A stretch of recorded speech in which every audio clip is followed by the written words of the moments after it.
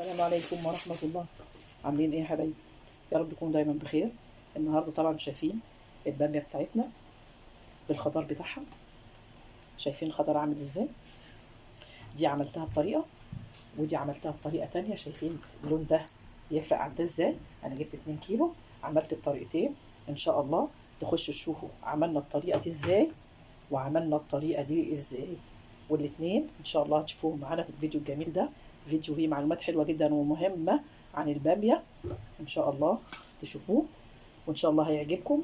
ما تنسوش انكم تدعمونا وتعملوا لنا واشتراك وتدوسوا على زر الجرس. ما تنسوش من اللايكات عشان اللايكات ضعيفه جدا، الناس بتخش تعلق برضه ما بتعملهاش لايكات. يا ريت اللايكات تبقى كتيره والتعليقات اللي تبقى بسيطه. وربنا يجازيكم خير.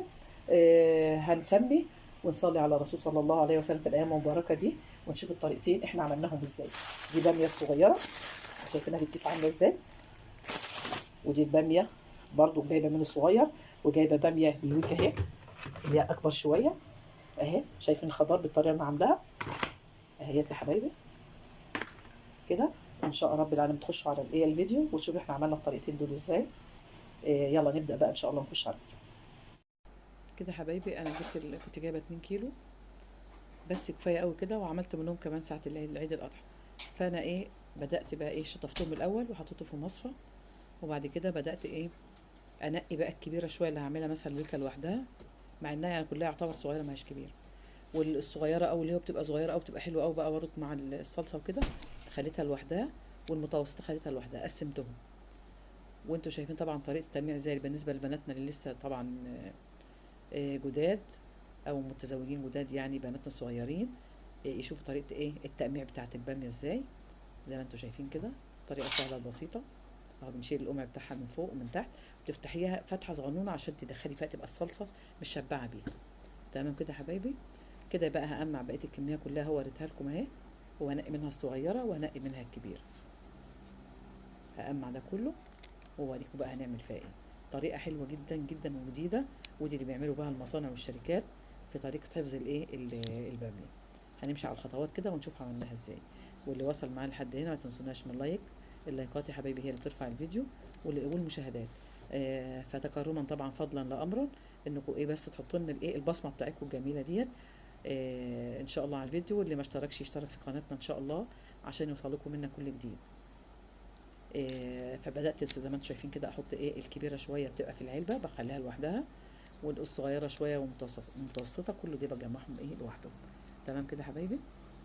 وبعد كده هنشوف بقى هنعمل فيهم بعد ما قمعناهم. وهي مش تغسليها يبقى فيها اتربه وبيبقى فيها شويه زهور من تقطيع الباميه، فلازم نغسلها ونصفيها وننشفها جامد ما يكونش فيها ميه. تمام. وبعد كده نشوف هنعمل في الخطوه اللي بعدها.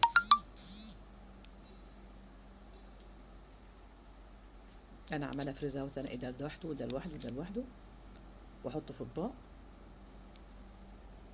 وبعد كده جمعتهم اهو.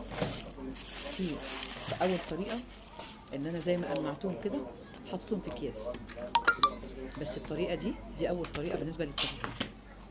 بتاخديها زي ما هي، ما بحطهاش في ميه مغليه واطلعها واحط فيها ليمون مش عارفه بتفقد كميه كبيره من الفوائد بتاعه الباميه. والماده اللزجه اللي بتنزل منها دي بتبقى مفيده، وانا مش عايزاها تخسر اي حاجه من الفوائد بتاعتها. فانا حبه منهم جمعتهم وحطيتهم في الفريزر، قمعتهم كويس ورحت حطاهم في كيس. دي طريقه اولانيه. تمام. طريقه تانية بقى اللي هوريكم حالا ودي الجديده واللي بيعملوها في الشركات. مش بنحط بقى بنطلع من السلق وبعد كده نحط في ميه ساقعه حمام ومش عارفه لا بيفقد منها عناصر الغذائيه المفيده فيه. ماشي. والماده زي حكايه القلقاس كده، الماده اللزجه اللي فيها دي ماده مفيده جدا، فاحنا مش عايزين نضيع الفايده اللي فيها. تمام. بعد كده خدت بقى حضرت حلتي وحطيت عليها مصفى، وبدات بقى هنسوي بطريقه حلوه قوي مش هتفقد منها اي حاجه، وفي نفس الوقت بنفس طعمها بنفس خضرها بتبقى حلوه جدا. ان شاء الله تجربوها وتقولوا لنا ايه رايكم فيها. ادي الباميه اهيت هحطها على البخار هتتسوى بطريقه جميله جدا على البخار.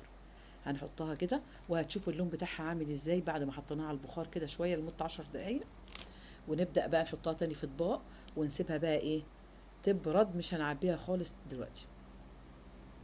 تمام كده يا حبايبي. انا حطاها على البخار اهيت، وهقلب فيها بقى، هقلب فيها شويه، كل شويه اقلب فيها لمده 10 دقائق او 5 دقائق. معايا يا حبايبي كده.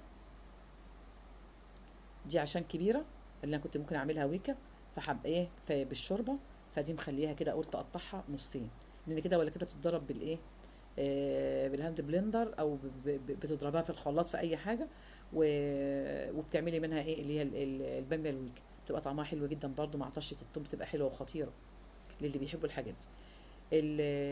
زي ما انتم شايفين كده خلاص قطعتها، اللي هي كانت كبيره شويه فيها، وبدات شفت لونها بيتغير ازاي. هتشوفوا لونها حالا، نشوف كان لونها ايه، يعني ايه فاتح شويه، هيبدا بقى يديك الخضار الجميل بتاع الباميه.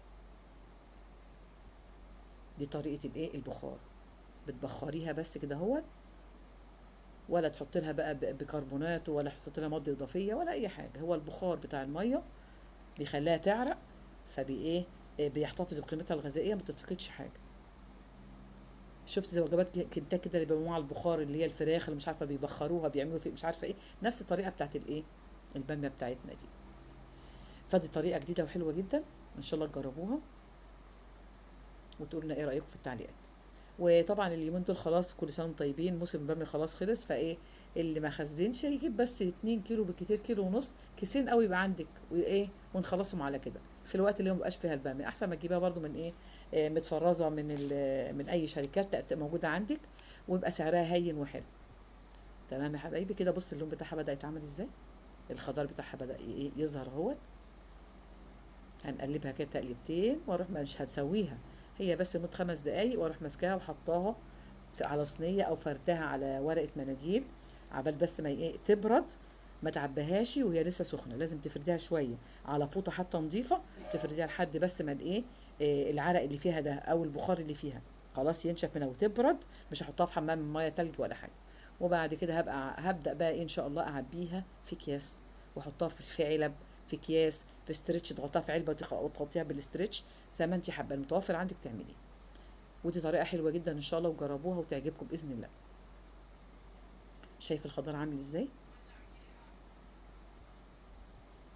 تمام كده يا حبايبي كده. كل الكميه اللي عندي هعملها بنفس الطريقه دي، اللي انا هستعمله على طول. مثلا كنت في في العيد اللي هو الاضحى، خزنت كيسين بس كده، كنت هنعملهم في قلب العيد باللحمه الضاني بقى، كل سنه وانتم طيبين. والباقي عملتهم بنفس الطريقه اللي انتوا شافوها، الطريقتين حلوين جدا، بس الطريقه الاولانيه اللي قلت لكم عليها، اللي هي بتاعت الباميه، اللي بتحطيها تقطعيها وتقمعيها وتحطيها على طول، دي عايزاها تاكليها على طول ما تتخزنش. اما الطريقه دي اللي هي التخزين، طريقه حلوه جدا، ان شاء الله تجربوها وتقولوا لنا ايه رايكم في التعليقات. تمام كده يا حبايبي، اللون بقى اخضر ايه، بسم الله ما شاء الله عليه، الخضار ايه رائع، كانك لسه جايباها حالا من الغيط. خلاص كده طلعهم، وهبدا بقى احطهم على على فوطه لحد ما تبرد، او في علبه هي زي ما انتم شايفين. وبعد كده اعبيها بقى واحطها في في الديب فريزر، او في التلاجة، او في الفريزر بتاع التلاجة، اللي مش متوفر عنده الديب فريزر.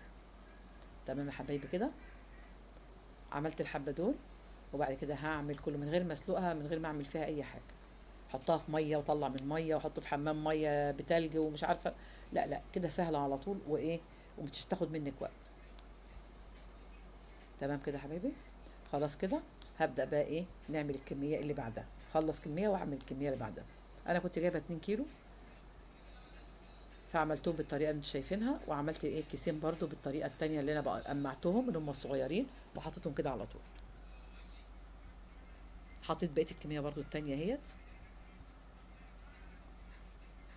تمام يا حبايبي كده، نفس الطريقه اللي عملتها في دي، نفس الطريقه، تقلبتين لحد ما الاقي لون الخضار بتاعها كده بدا بقى مزهزه كده وجميل. ابدا بقى اروح حطاها برضو في في طبق تاني، واعبيها، واغطيها برضو بالاسترتش زي ما عملنا شفتوا الفرق بين دي وبين دي. تمام يا حبايبي كده، هسيبها لحد ما تديني اللون اللي انتوا شايفينه في العلبه اللي هي البلاستيك دي، يعني بدا لونها يتغير اهي. ودي بتاخديها بقى على طول، طلعها من الفريزر، تكوني عامله الصلصه وتروح حطها في الصلصه على طول، بتبقى طعمها حلو جدا، بالذات مع طبعا مع الفلفل اللي هو الاحمر، بيخلي مع التوم، اهم شيء تكتري التوم والفلفل اللي هو الاحمر، بيدي طعم الباميه خطير خطير، تبقى طعمها حلو جدا. بدا لونها اهو برضو يخضر زي الكميه التانية.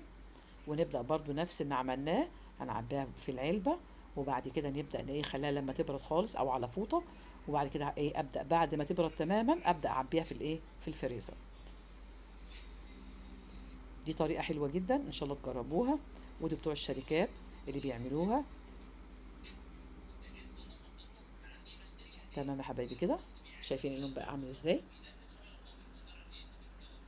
كده؟ خلاص برضو هبدا بقى احطها في الطبق التاني واخليها لما تبرد.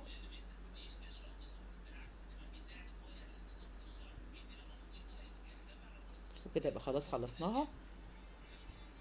هنبدا بقى ان شاء الله تبرد بس شويه وابدا احطها ايه في الديب فريزر.